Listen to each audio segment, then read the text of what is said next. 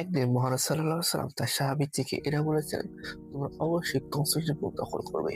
কত না সৌভাগ্যবান সেই সেনারা, আর কত না সৌভাগ্য হয় সেই সেনাপতি যিনি কিনা কনস্টান্টিনোপল দখল করবেন।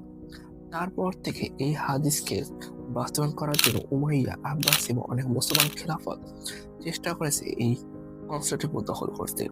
এমনকি মুসলমান বাদে রাশিয়া, বুলগেরিয়া এবং এমনকি অনেক ইউরোপের রাজ্য চেষ্টা করেছে কনস্টান্টিনোপল দখল করার, কিন্তু কেউ সফল হতে পারেনি। কিন্তু এই হাদিসে প্রায় 800 বছর পর, টানা 800 বছর পর এমন এক সুলতান যিনি এই কনস্টান্টিনোপলকে অবরোধ করে বিজয় আনেন। সেই সুলতানের বয়স ছিল 21 বছর। তার নাম হচ্ছে মেহমেদ আল ফাতি।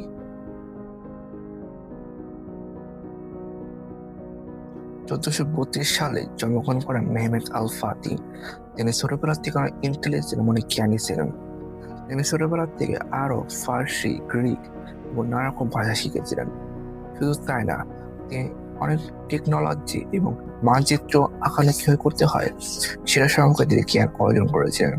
আলেকজান্ডার, জুলিয়াস সিজার এরকম অনেক সেরা সেরা জেনারেল সম্পর্কে তিনি জ্ঞান অর্জন করেছিলেন। তার এই ট্যালেন্টের কারণ মুরাদ তাকে 12 বছর বয়সে সুলতান বানান। কিন্তু সুলতান হওয়ার পর থেকে তিনি এমন একটা ডিসিশন নেন তাতে প্রতিটি পাশারা চিহ্নিত হয়ে পড়েন। তিনি 12 বছর বয়সে সুলতান হওয়ার পর তিনি কনস্টান্টিনোপল দখল করার জন্য প্ল্যানিং শুরু করেন। তিনি প্রতিটি পাশাকে, প্রতিটি সৈনিককে আদেশ দেন যে আমরা কনস্টান্টিনোপল দখল করবো, অতএব তোমরা রেডি হও। এই 12 বছর বয়সে সুলতানের কথা শুনে প্রতিটি পাশা এবং প্রতিটি সৈনিক চিহ্নিত হয়ে পড়েন।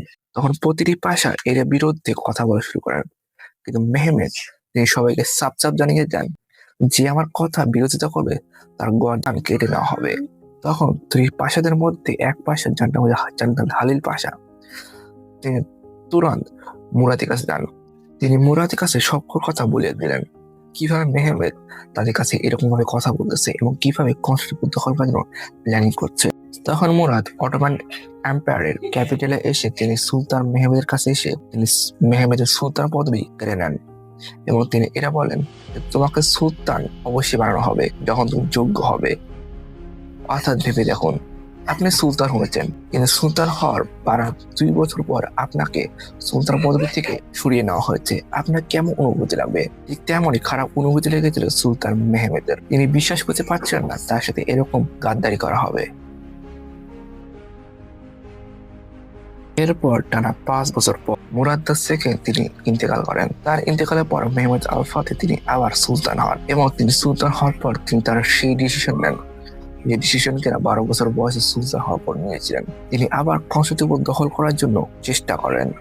তিনি 1451 সালে সুলতান হয়েছিলেন এবং এরপর টানা 2 বছর তিনি কনস্টান্টিনোপল দখল করার জন্য তিনি নানা রকম প্ল্যানিং শুরু করেন। তার সাথে বড় হাতিয়ার ছিল বড় কামাল, যা কনস্টান্টিনোপল দেওয়ালকে ভাঙতে পারত। তিনি তার সুলতান হওয়া প্রায় 2 বছর পর তিনি কনস্টান্টিনোপল দখল করার অবরোধ করার চেষ্টা করেন। সেই সময় সুলতানের বয়স ছিল প্রায় 21 বছর। তিনি 21 বছর বয়সে কনস্টান্টিনোপল দখল করার তিনি প্ল্যানিং অবরোধ করার চেষ্টা করেন।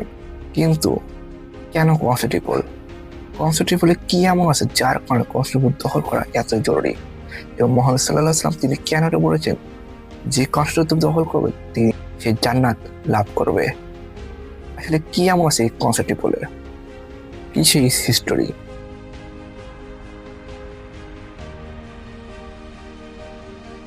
330 সালে কনস্টান্টিন দ্য ফার্স্ট, অর্থাৎ রোমানদের রাজা কনস্টান্টিন দ্য ফার্স্ট, তিনি তার নামে তৈরি করেন কনস্টান্টিনোপল। তিনি এই শহরটিকে রোমানদের রাজধানী বানান।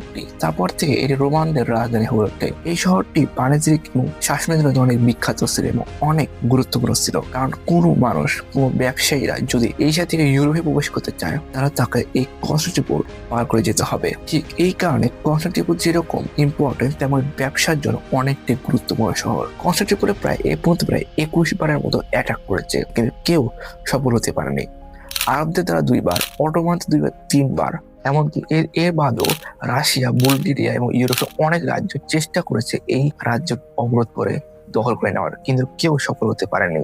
সবাই ধারণা করতো কোনো শাসক, কোনো যোদ্ধা এই কনস্টান্টিনোপল দখল করতে হবে না, এটা একেবারে ইম্পসিবল। কিন্তু কনস্টান্টিনোপলে কি এমন আছে, কি এমন স্ট্র্যাটেজি যার ফলে কনস্টান্টিনোপল দখল করা একেবারে ইম্পসিবল?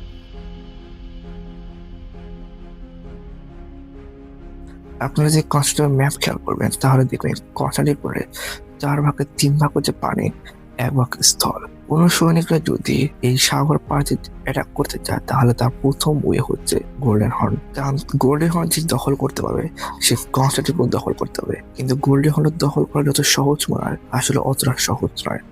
কারণ গোল্ডেন হর্নে ঢোকার আগে এই লোহাটি পার করতে হবে, যেটা কোনো যুদ্ধ জাহাজ ঢুকতে পারে না। কিন্তু যদি কোনো যুদ্ধ জাহাজ এই গোল্ডেন হর্নে ঢুকে ফেলে, এই লোহার পার করে গোল্ডেন হর্ন ঢুকে ফেলে, তাহলেও এতে কোনো রক্ষা নেই। কারণ গোল্ডেন হর্নের সৈনিকরা এমন একটা তরল পদ্ধতি ইউজ করে যেটাকে বলা হয় গ্রিক ফায়ার। গ্রিক ফায়ার এমন একটি তরল পদার্থ যেটা আমাদের পানিতে আগুন ধরানো সম্ভব। এই জিনিসটা তারা প্রথমবারের মতন ইউজ করে আরব অ্যাটাকের সময়, যার কারণে গোল্ডেন হর্নে ঢোকাটা অসম্ভব, যেমন গোল্ডেন হর্নের ভিতর দিয়ে অ্যাটাক করা আরো অসম্ভব। আর অন্যদিকে স্থলে অ্যাটাক করা আরো বেশি অসম্ভব, কারণ সেখানে যে বিখ্যাত দেওয়াল যেগুলো প্রায় 12 মিটার উচ্চতা এবং প্রতিটি দেওয়ালে প্রায় ডিফেন্ডারদের পরিপূর্ণ, যার কারণে প্রতিটি এম্পায়ার অবরোধ করলেও বিজয় করতে পারে কনস্টান্টিনোপলে। এই কারণে কনস্টান্টিনোপল দখল করা পৃথিবীর সব থেকে কঠিন কাজ, যা কোনো এম্পায়ারও করার চেষ্টা করলেও সফল হতে পারেনি। আর এই অসম্ভব কাজ মেহমেদ আল ফাতি তিনি আবার চেষ্টা করেন। তিনি আবার এই অবরোধ করার চেষ্টা করেন, কিন্তু এই অবরোধ করার আগে তিনি কনস্টান্টিনোপলের যে কিং অর্থাৎ কনস্টান্টিনোপল 11 এর উদ্দেশ্যে চিঠি পাঠান।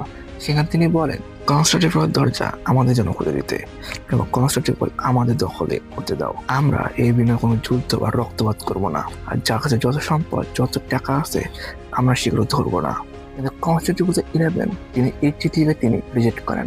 এরপর মেহমেদ আল ফাতি তিনি অবরোধ শুরু করেন। তার অবরোধে প্রথম অ্যাটাকটি করে কামাল দিয়ে। এই কামালগুলো প্রথম দিন থেকে কনস্টান্টিনোপল দেওয়ালগুলো এগুলো ভাঙচুর করে দিচ্ছিল। কিন্তু সমস্যা তখন বের হয় যখন এই কামালগুলো একবার ইউজ করলে পরে আবার রিপেয়ার করতে সময় লাগে প্রায় 3 ঘন্টার মতো। তখন এই সময়কে কাজে লাগিয়ে রোমানের সৈনিকরা তারা ভেঙ্গা দেওয়ালগুলো রিপেয়ার করতে সময় পায়। বলতে গেলে কোনো লাভ হচ্ছিল না। তারা অ্যাটাক করলেও সেই দেওয়ালগুলো আবার রিপেয়ার করছিল রোমান সৈনিকরা। তখন অটোমান কিছু সৈনিকরা তারা কনস্টান্টিনোপলের দেওয়ালে পা দিয়ে অ্যাটাক করার চেষ্টা করলেও তারা ব্যর্থ হয়। এমনকি রোমানরা কিছু সৈনিকরা তারাও চেষ্টা করেছে অটোমানদের তাঁবুকে অ্যাটাক করার, তারাও ব্যর্থ হয়। বলতে গেলে না অটোমান জিতছিল না কনস্টান্টিনোপল জিততেছিল, বোঝা যাচ্ছিল না আসলে কে জিতবে। দিন চলে যায়, রাত চলে যায়, কিন্তু কনস্টান্টিনোপল দখল হচ্ছিল না। তখন এরই মধ্যে ইউরোপের কিছু এম্পায়ার্সরা তারা কনস্টান্টিনোপলের উদ্দেশ্যে জাহাজ পাঠানো। সেই জাহাজে ছিল কিছু সৈনিক এবং খাবার দাবার ব্যবস্থা। তখন অটোম্যানসরা এই খবরটি শুনে তারা এই জাহাজকে আটকানোর চেষ্টা করে, কিন্তু বহু যুদ্ধ এবং বহু লড়াই করার পরও তারা এই জাহাজটিকে আটকাতে পারল না। তখন অটোমানদের মানসিকতা আরো ভেঙে যায়। তখন মেহমেদ আল ফাতি তিনি গোল্ডেন হর্নে ঢোকার জন্য অনেক চেষ্টা করেন, কিন্তু গোল্ডেন হর্নের ঢোকা অতটা সহজ নয়, যা আমি আগে বলেছিলাম। তখন মেহমেদ আল ফাতি তিনি এরা বুঝে নিয়েছেন যদি এই গোল্ডেন হর্ন তার হাতে যদি না আসে তখন তারা কোনোদিন কনস্টান্টিনোপল দখল করতে পারবে না। ঠিক এই কারণে মেহমেদ আল ফাতি তিনি এমন একটি স্ট্র্যাটেজি ইউজ করেন যার কারণে তাকে পৃথিবীর সেরা জেনারেল হিসেবে আখ্যায়িত করা হয়। তিনি গোল্ডেন হর্নের সামনেদের না দিয়ে তিনি এমনটি পথ বেছে নেন যা কেউ এবং গোল্ডেন হর্নের সৈনিকরাও কল্পনা করতে পারেনি। তিনি গোল্ডেন হর্নের পাশের এলাকাগুলো, তিনি গোল্ডেন হর্নের পাশের জঙ্গলগুলো এবং সেই জঙ্গলের গাছগুলো কেটে এবং রাত্রে করে তারা জাহাজটিকে টেনে তারা গোল্ডেন হর্নে নিয়ে আসে এবং এভাবে তারা গোল্ডেন হর্নে জাহাজগুলো প্রবেশ করায়। তখন এই স্ট্র্যাটেজি এবং তার এই প্ল্যানে গোল্ডেন হর্ন এবং রোমানদের কোনো কল্পনা ছিল না তো তারা এইরকম একটা কাজ করতে পারে। সকাল যখন তারা ঘুম থেকে উঠে দেখে অটোমানসরা তাদের গোল্ডেন হর্নে আছে তখন তারা অবাক হয়ে যায়। আর তখনই অটোমানসরা গোল্ডেন হর্নে জাহাজের উপর অ্যাটাক করা শুরু করে, আর এতে গোল্ডেন হর্ন অটোমানদের অধীনে চলে আসে। আর এভাবে মেহমেদ তিনি গোল্ডেন হর্ন এবং স্থল 4-5টি অটোমানদের দখলে নিয়ে আসেন, কিন্তু তাতেও কোনো লাভ হচ্ছিল না। তাতেও কনস্টান্টিনোপল তাদের দখলে আসতেছিল না। তখন এর মধ্যে খবর আসতে থাকে হাঙ্গেরিয়ানসরা তাদের উপর অ্যাটাক করতে পারে। বলতে গেলে তারা কনস্টান্টিনোপলে যদি মনোযোগ দেয় তাহলে হাঙ্গেরিয়ানসরা তারা এই সুযোগকে কাজে লাগিয়ে তাদের উপর হামলা চালাতে পারে। অর্থাৎ অটোমানদের মধ্যে দুইটি ভয় ছিল, কনস্টান্টিনোপলের পরাজয় এবং অন্যদিকে পিছন দিকে হাঙ্গেরিয়ানদের অ্যাটাক। কিন্তু এত কিছু করার পর মেহমেদ আল ফাতি তিনি যুদ্ধকে কন্টিনিউ করতে থাকেন। তার বিশ্বাস ছিল তিনি কনস্টান্টিনোপল অবশ্যই বিজয় করবেন। তখন তিনি অ্যাটাক চালিয়ে যান। অ্যাটাক করতে করতে কনস্টান্টিনোপলের সৈনিকরা ধীরে ধীরে দুর্বল হতে শুরু করে। তার এই দুর্বলতা কাজে লাগিয়ে মেহমেদ আল ফাতি তিনি একবার ডাইরেক্ট অ্যাটাক শুরু করেন। এই অ্যাটাকে তারা প্রথমবারের মতো কনস্টান্টিনোপলের দেওয়ালে পাশ দিয়ে অ্যাটাক করেন। তারা সৈনিকদের অ্যাটাক এবং তাবুকের অ্যাটাক দিয়ে তিনি কনস্টান্টিনোপল দেওয়ালগুলো ভেঙে ফেলেন। এই অ্যাটাকের পর অটোমানসরা প্রথমবার মতো কনস্টান্টিনোপল এন্টার করে, তারা প্রথমবারের মতো কনস্টান্টিনোপল ঢুকতে পারে। এরপর অটোমানরা তার এই কনস্টান্টিনোপল ধীরে ধীরে পুরোপুরি দখল করে নেয়। প্রায় 1000 বছর পুরাতন সেই ঐতিহাসিক শহর অটোমানের দখলে চলে আসে।